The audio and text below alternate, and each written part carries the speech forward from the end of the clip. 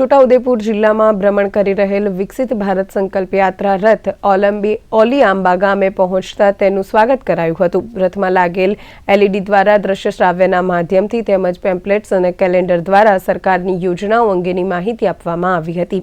આ કાર્યક્રમમાં ધારાસભ્ય રાજેન્દ્રસિંહ રાઠવા અને તાલુકા પંચાયત પ્રમુખ કલ્પનાબેન રાઠવા સહિત અનેક મહાનુભાવો ઉપસ્થિત રહ્યા હતા।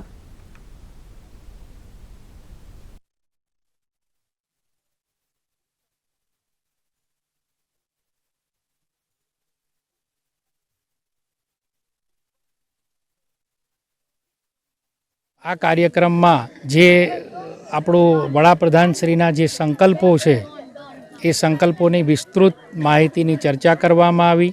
આધુનિક ખેતી, સ્વસ્થ ભારત, પીવાના શુદ્ધ પાણી અને નાગરિક તરીકે નાગરિકોએ પણ કેવી જાતના પોતાની ફરજો અદા કરવાની તેની ચર્ચા કરવામાં આવી।